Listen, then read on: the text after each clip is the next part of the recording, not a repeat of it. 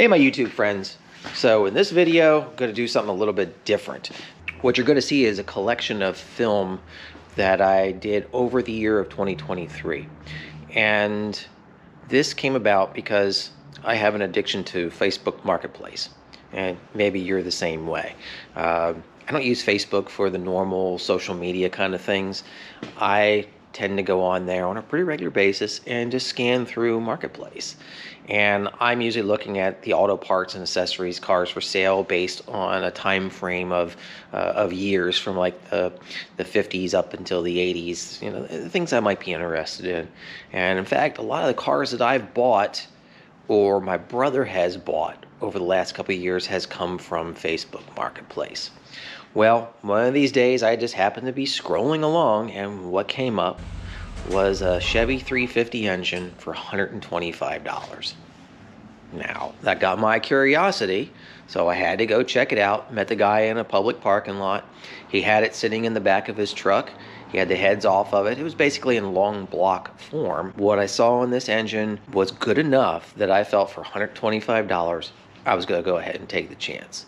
In this video, you're going to see over a period of time when I got around to working on this engine and putting it together, and hopefully at the end having something that's running and worth dropping into an engine bay of, well, who knows what.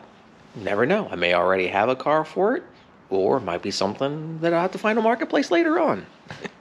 So sit back and enjoy. So let's take a look and see what we wound up buying. This engine had a lot of carbon buildup on it. And with a little bit of brake cleaning it up, what I found was this engine had been recently rebuilt. It was punched out 20 over. Cylinder walls extremely clean. The little bit of the edge that was showing was just carbon, actually. There was no wear whatsoever on the ridge. So this engine had very little runtime on it. Now, one of the other things I did notice, that on the number 8 cylinder, there is a little bit of rust at the bottom of this cylinder wall. And it looks like this engine may have been sitting for a small period of time and some moisture got into it. It's not bad, it's more visual. You can barely feel that anything is there. There's no real pits in it or anything like that. It just feels real dry. And I've contemplated pulling this piston out and maybe hitting a little bit on that with the hone, but I think I'm going to run it the way that it is. We'll do a compression check after and see how that works out. Looking at all the other cylinder walls, didn't see any other issues, any other rust or anything like that, so I think the rest of this engine is in pretty good shape. Let's dig in a little bit deeper. Some more evidence of this engine being rebuilt. There is a tag on the side for temperature, so you can see if it overheated. I think that's normal on these types of rebuilds, so that way it would determine whether or not I'd be covered under warranty if the engine had been overheated. Digging yet a little bit deeper into this engine. Now, I will tell you, when I went to look at this, that the person that I bought it from told me that he had bought, I think it was a 73 Nova that had this engine in it. And the guy that he bought it from said that the engine didn't run very well. And this buyer, he wasn't interested in that because he already had another engine and drivetrain he intended to put into this car. So he pulled the engine, pulled the heads off of it just to see what was going on, and then decided to sell it off. That's what I was told. And I have to say that I have some belief in this, because he did tell me that the guy had a 750 double pumper on it. So I think what was going on is he had too much carburetor on this engine, and that it wasn't properly tuned, or that carb wasn't set up right. Because pulling this oil pan, you could really smell gas. So I really think there was a lot of gas that was going in here, washing into past those rings, and causing all that fouling on top of the engine. But looking at all the internals, the crank is turned 1010. It's all stamped.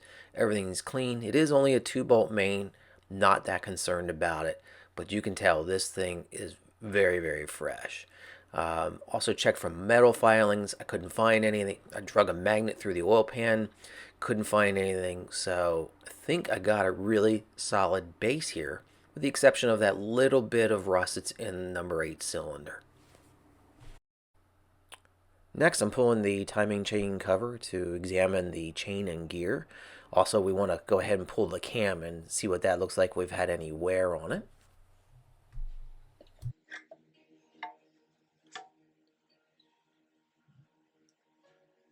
Double roller.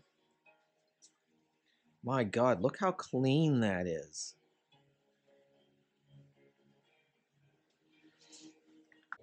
Well, that is really rusty. That worries me to see that. With that rust, a little bit more evidence that this engine was probably sitting somewhere for a little while. Figure if someone had it and were having run issues with it, it would probably sit for a bit, so it makes sense. Chain's in real good shape, nice and tight, so obviously this is a new set with very little run time on it, so I'm pretty happy with that. We can certainly reuse it. Let's go ahead and get this cam pulled out of here and see if we've got any wear on it.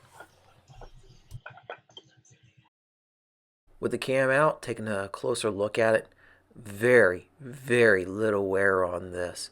It looks like this cam was probably just broke in, and that was about all the runtime on it. Now, one of the problems I did have is the seller had pulled all the lifters and didn't keep them in order, but there's very, very little wear on those, as you'll see a little bit later on. But overall, I'm pretty happy with this cam.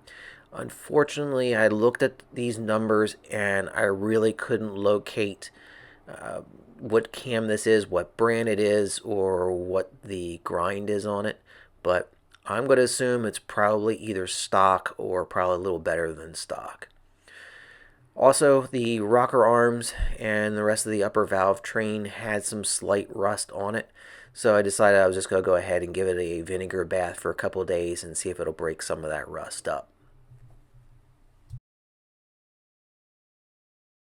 Again, the lifters, very, very little evidence of any kind of wear. There was just a very light circle pattern on it, and no pits or anything like that. Nice taper on the outsides, so I'm feeling pretty confident I can go ahead and reuse these. Taking a look at the heads, they are pretty well carboned up. A little bit of rust up again around the valve springs, but not bad. But again, here you can really see all that carbon build up on it. So I really think there was just too much carburetor going on with this engine. And with the oil pan cleaned up, we took a little closer inspection of it. And what we found, there's a little bit of rust at the bottom. It is a little bit pitted, so I'm concerned that that could end up into a pinhole. Now, I could JB weld it, but no need to do that when I got a whole other oil pan that's just slightly larger that should fit on the Nova or a Pontiac without any problem. So I think we're just going to go ahead and use this one. Now that I've taken a look at everything, I think what I'm going to do is start putting some of this engine back together so that it can be stored for a little while. Because again, with this video, it was spread out all over the year of 2023. So I'm going to go ahead and put a little bit of lube on this cam so that way it's safe to sit for a while. I don't have to worry about any rust buildup. And I think we'll close this engine up and maybe get some fresh paint on it.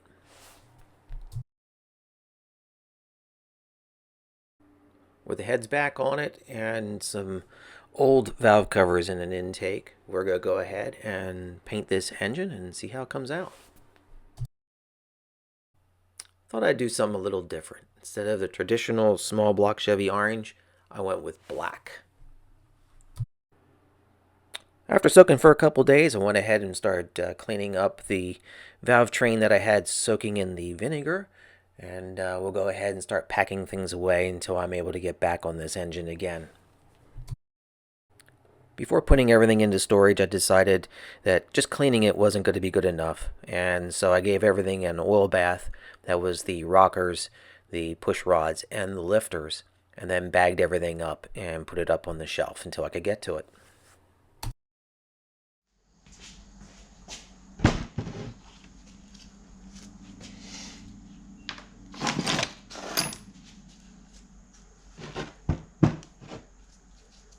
That'll make it a little bit easier. Okay. I've also marked a box that's front. So the head, since I turned it, going that way. So my box is gonna go that way. That way I have a place to put all the pieces. So I'm gonna start in reverse. Again, that's front. So to fill that one, let's go ahead and get this taken care of. You open this up. We're going to put that on the face of the valve on the back here. Obviously you can see this is going to sit over top of our spring. Press it. We're going to pull our two keepers.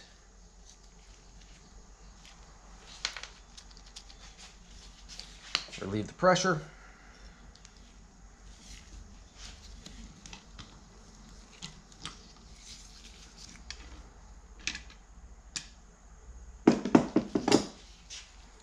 Then we can remove the spring. Just going to be in a few pieces. And this is a double spring. There's another spring inside of that. So we're going to keep all that in the same orientation. So this is our exhaust valve. Also has a seal on it. So we're going to pull that off. These heads were obviously redone not too long ago because these seals are just nice and soft. So there's no need for me to replace these. I'll be putting these all back on. But normally if you were doing this, they would be all dried out and cracking. Now, I'm getting a little bit of resistance when I'm trying to remove this valve, which is telling me that the tip of this probably got lightly mushroomed.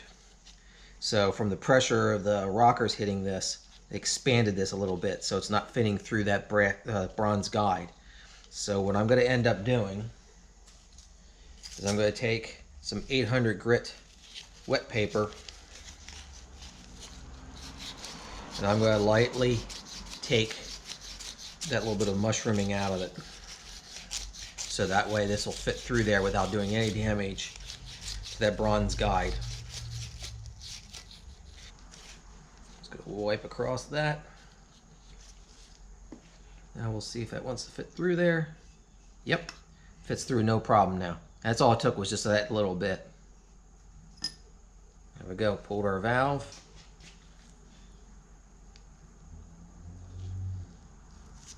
The exhaust valves don't seem to look too bad. There's not too much carbon buildup, but the intake's really bad. But it doesn't seem like a whole lot of sealing surface on that. So we're gonna see if we can get that a little bit better with some grinding compound. So now that I've done that, I'm actually gonna just sit the seal back in here. Sit that through the spring, through the hole in my box.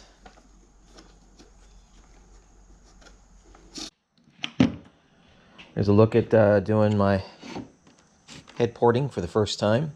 So I've got a little air grinder and got a couple shanks, so different size shanks, so you can get for different lengths.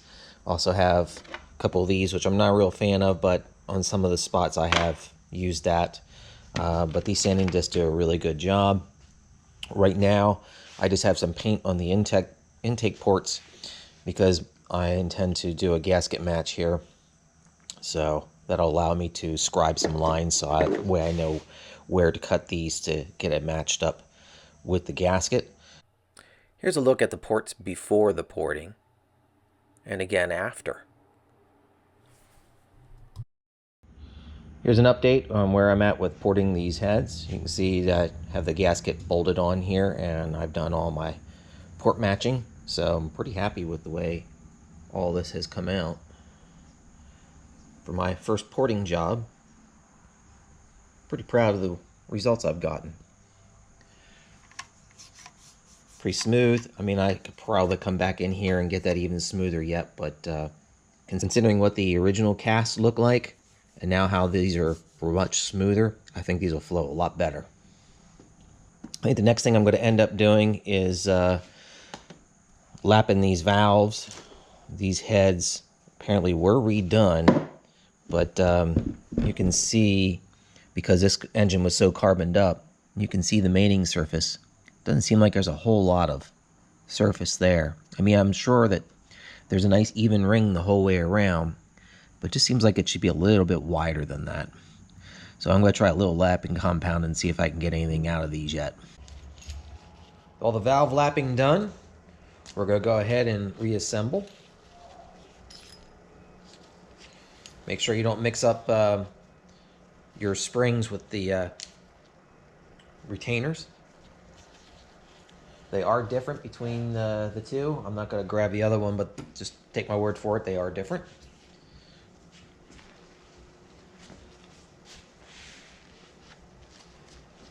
Before I install each of these, I have already done my lapping. You can see the nice stripe on there. Could probably do a little bit more on that, but I don't want to take it too far. The other thing that I'm doing is I'm using a little bit of assembly lube.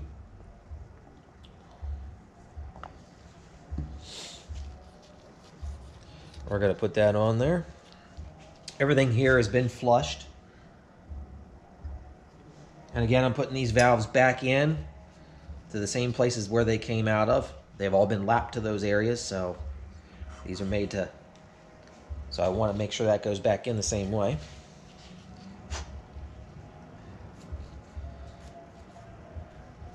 That back on there. Valve spring back in place. Same way we took them apart.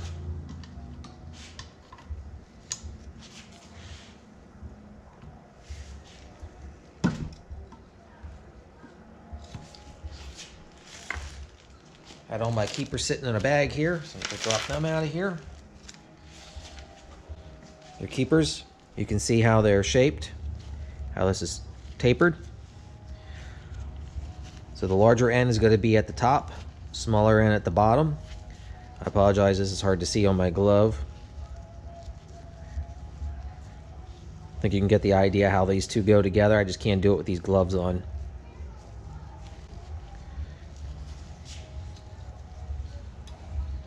Put both of them in there, hold that in place, start to release the pressure. Get my fingers out of the way. There it is. That should have a nice sound. I'm happy with that. That's one down. All reassembled, all the valves are back in, so the next thing I'm going to end up doing is just using the wire wheel and just cleaning some of this carbon buildup off. Here's a look at the head now that it's been cleaned with a wire wheel. Looks a lot better than it did before. If you're wondering why I didn't go through and try to clean this part of the casting up, smooth any of that out, that would end up reducing the compression. So absolutely not necessary, and we definitely don't want to reduce any more compression on this engine, because I'm sure, considering what it is, just flat top like that and from the early 70s, it's probably not a real high compression, which is good considering I'm just going to run this on regular pump gas. Now we're going to focus on the reassembly of this engine. So one of the first things I want to do is go through and clean up all the threaded areas for the head bolts. That way I know we can get a proper torque on it. The other thing we're going to do is, if you recall, we just kind of temporarily put this engine together to put it into storage. So we're going to have to pull this cam back out and make sure everything is properly lubed. So we'll be able to do a break-in on it. Also, the oil pan is just sitting on there when he did that just to do the paint work. So we're going to do our gaskets, etc. The oil pan off, I've cleaned all the gasket surfaces. Now, one of the things I want to point out here, if you're not familiar with small block Chevys, if you were to do a cam swap, you'd have to obviously remove the timing cover. But in order to do that, you actually have to remove the oil pan as well because of this lip right in the back here. That you will not be able to slide that cover off the front of the engine because it rides on top of this lip. Now, they do make oil pans that are set up. They do make timing covers that are set up that you can eliminate this, and I think there are some people that have actually ground or cut that back lip off. But more than likely, if you're getting into a stock engine, this is the way it's going to be. You're going to have to drop the oil pan, which makes it tough if you're trying to do a cam swap while it's in the car, because it's a lot of times hard to get the oil pan off because of the cross member. So now that this is all cleaned up, I want to go ahead. I got all the bolts out of here. I'm going to pull this cover off. A while since I pulled everything apart, so I'm going to do that. I'm also going to oil this chain up, new gasket, put everything back together again.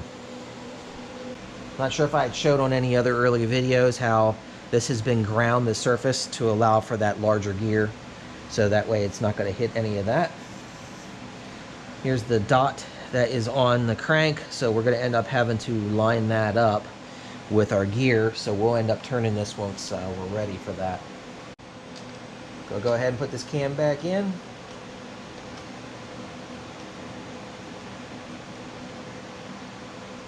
Well, I have it just sitting there in the bearing. I picked up my cam lube here again. Should have more than enough on it, but we're just going to go ahead, since I touched it quite a bit, just making sure we got plenty of lube on here.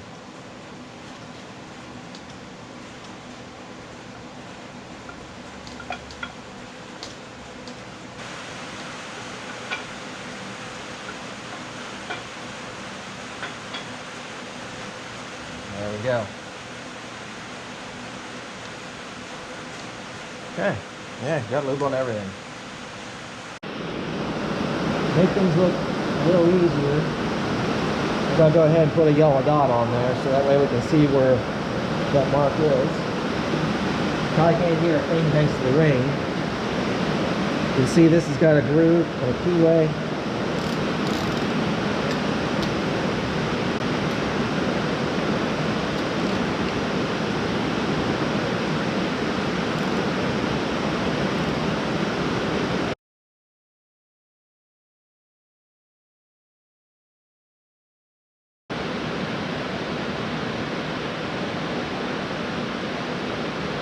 One out individually and put a little Loctite on.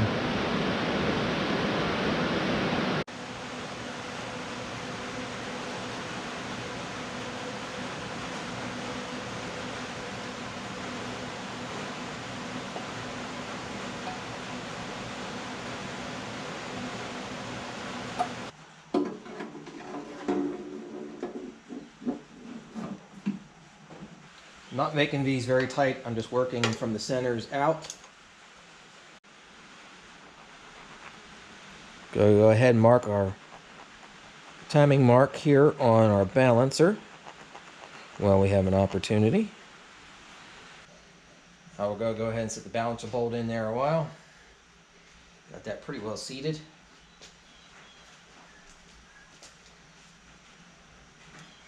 We're ready to turn this over.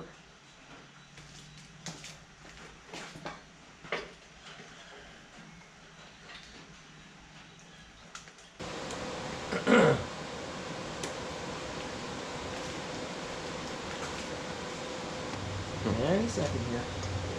There we go. Just want to make sure it was on those pins. So we're going to show the size difference.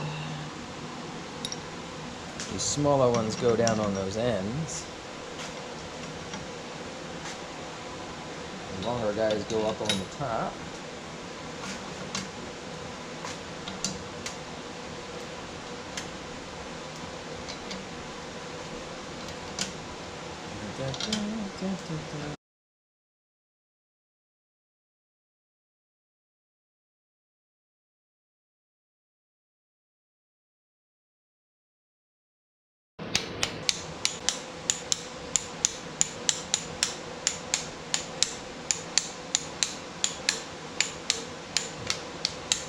Next thing I'm going to do is I'm going to install the lifters. Now I've had them soaking in some oil. I'll pull this back so you can see the lifters are in there. And the oil that I use is this. This used to be Brad Penn, it's now just Penn Grade. This is a high zinc oil. So I use this for doing my break-ins, and I also run this regularly in my flat tappet cam vehicles. Now I choose this style as opposed to, you see other people that may use conventional oils and then add an additive, the zinc additive or diesel oil. I've been using this for a number of years. I've not had any issues. I've done other cams and I've done it this way and I've had no issues. Of course, now I'm jinxing myself. But again, I've had no issues, so I'm just going to stick with this. My thinking on using an oil like this that is already pre-blended, I have concerns about using just an additive into a conventional oil. Of course, don't have any kind of degree in any kind of chemical mixing or anything like this, or any kind of I don't have any degree or experience in doing any kind of blends, but my mindset is that you're taking something and you're pouring it into a liquid that's already had different types of blends and additives to it. Is it really blending, or is it just going in the engine and just kind of getting pushed around? So I'm thinking that it would be uneven. Maybe I'm completely wrong in my thinking. You know, I think of if you were cooking something, say you baked a cake that calls for eggs, and you bake the cake and don't add any eggs until the very end, and you pour it over the top. it's not the same. It's just raw egg over the top. So I kind of see it in the same way, that it has to be at a certain point to be blended to be proper. I could completely be wrong on this, but again, this is what I have relied on, and I have zero issues. So that's what I'm going to continue to stick with. And when you break down the cost of buying that per quart to buying a conventional oil and then adding the additive, it really is only a few cents more. So to me, it just doesn't make any sense to do it that way. I use something that's already pre-blended that I've not had any issues with.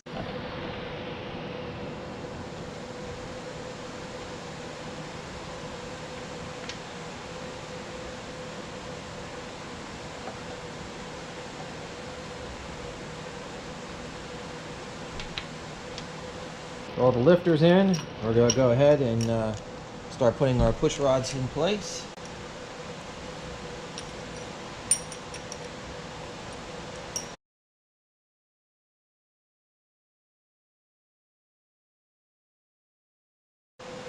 This will probably be overkill, but I'm going to end up putting a little bit of assembly lube on each of these rockers as they go in. I intend to pre-oil this whole system before I run it, but just taking an extra precaution here.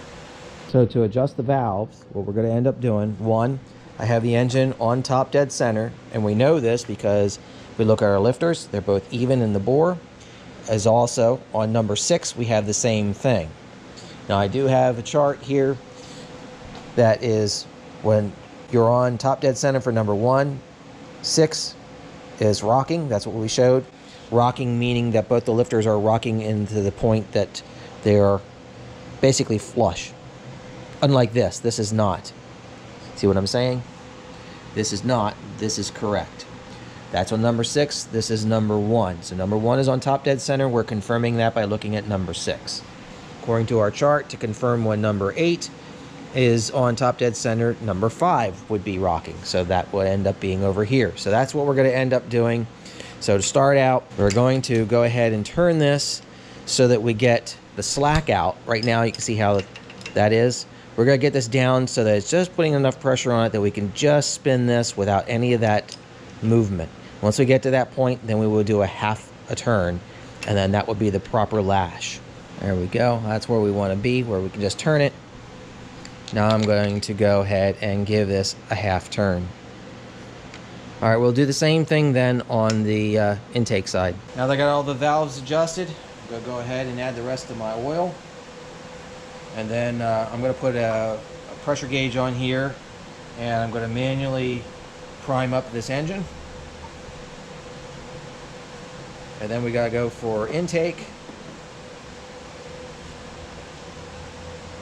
distributor, water pump,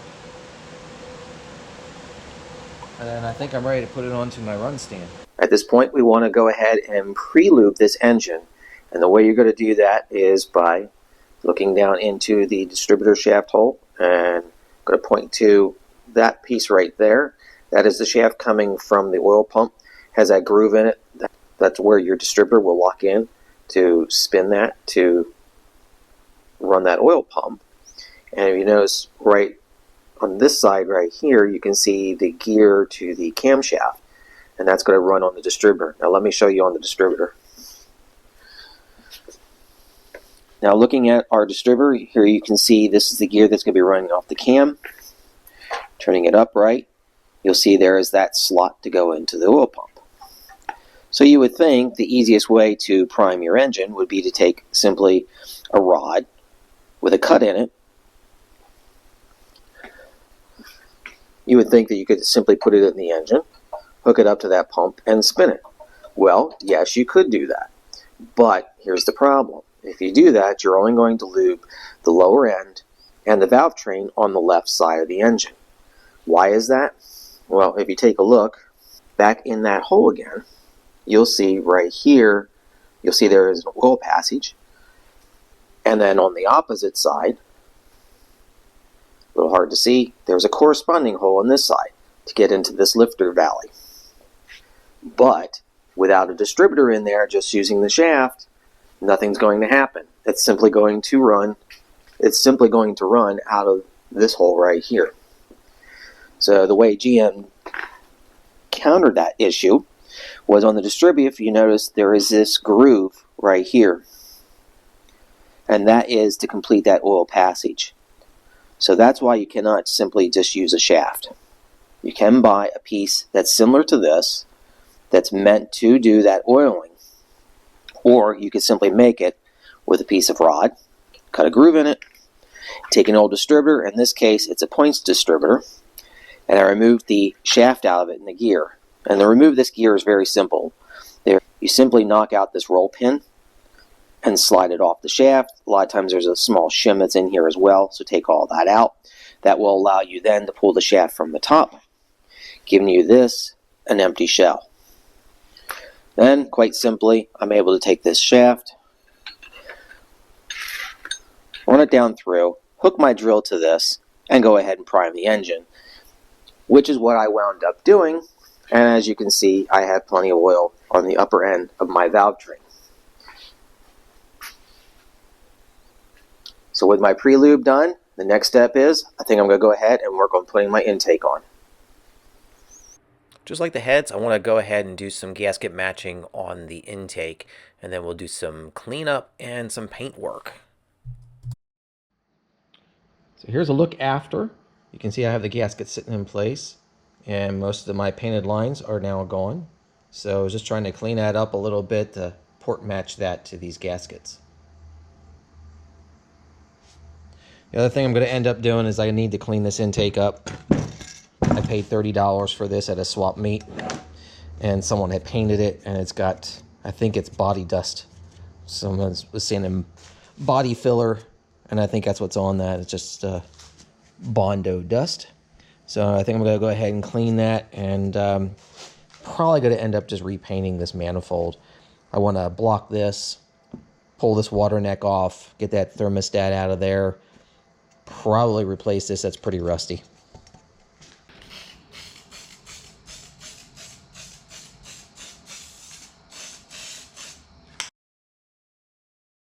That's what this is. This is the same paint that I used on my wife's Nova. It's flat antique nickel.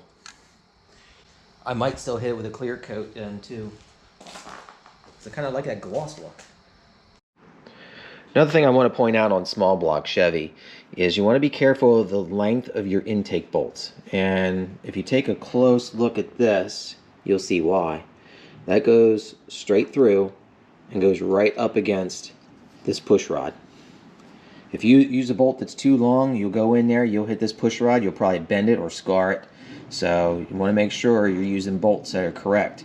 You're going to have one like this. You'll have the exact same thing on the opposite side.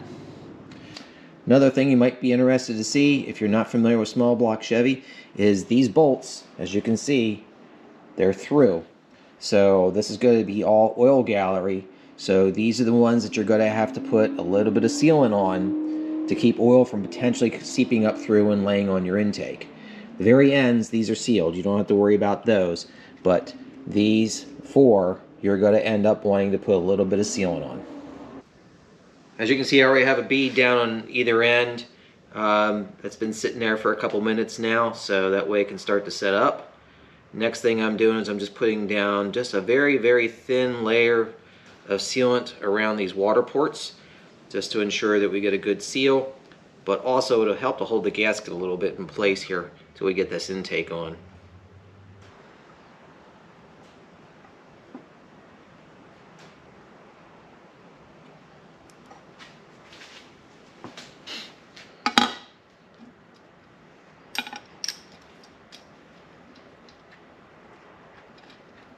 Things have really progressed here on this engine. I got it now on the engine run stand, and I'm actually working on getting coolant in here, and we'll be doing the cam brake in then.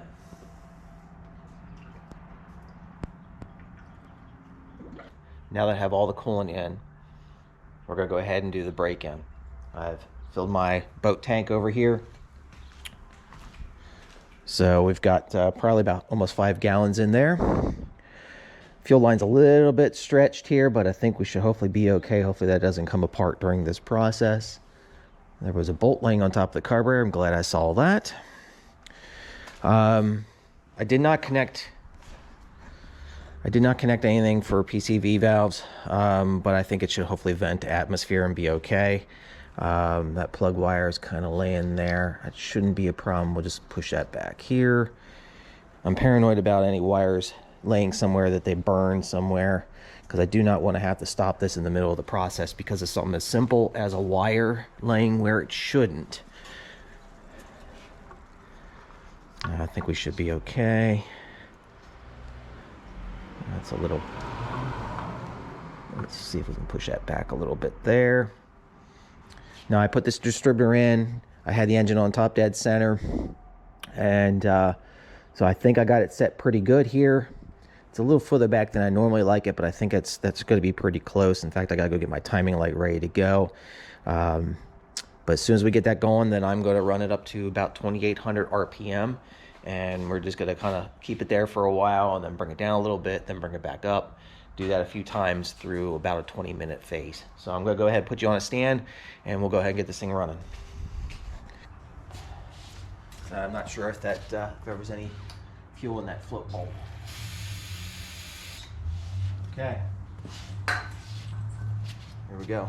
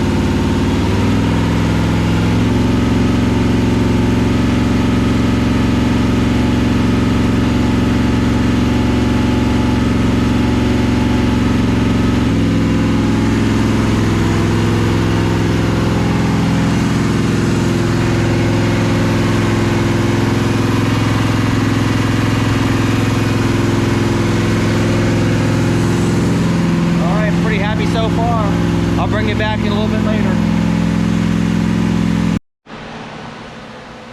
So I finished my break-in, and I apologize I didn't bring you back in while I had the engine doing a little bit of a cool down. I will refire here in a couple minutes so that way you can at least hear this engine. I'm really happy with it. Very responsive. Show you a little bit after the fact. I got my fan running, got a blower on it.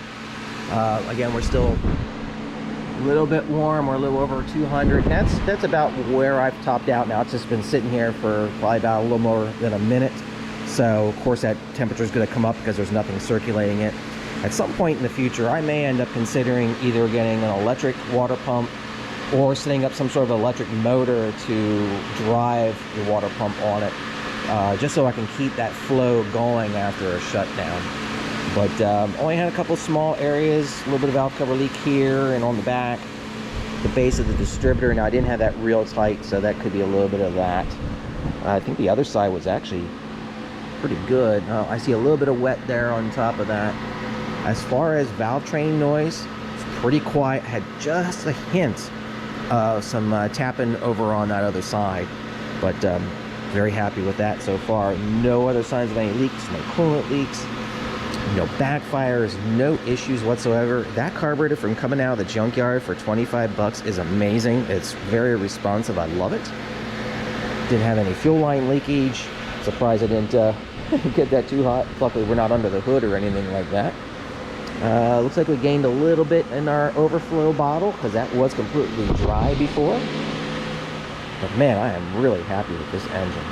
I'm gonna let it cool down a little bit more. I'll give it a quick fire, throw a couple revs for you, and we're gonna call this one done. All right, we'll go ahead and fire it up.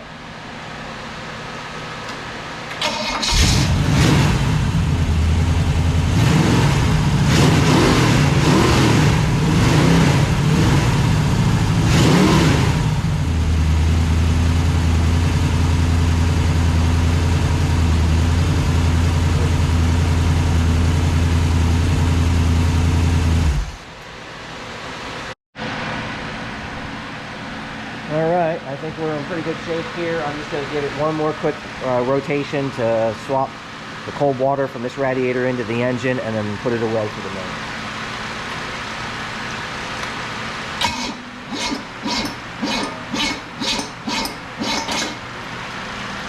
Let's take the fan off of it. That's drawing a lot of juice. Let's try it again.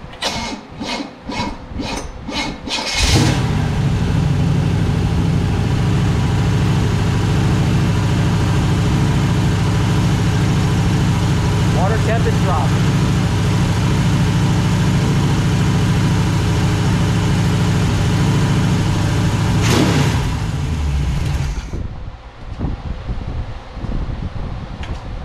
Okay. We're done.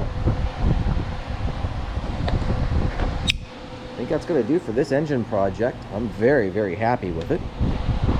Let me move away so I'm not in the blower fan. I gotta say, I'm really happy with this engine, the results that I got. That's the first time I've done any kind of head porting. Never done that before. Paid $125 for this engine on the marketplace. I call it a win. This engine is awesome. It's a $25 junkyard carburetor on it, a couple of gaskets, and my time really paid off. So what am I gonna do with this engine? I got an idea. It might be that car sitting out there.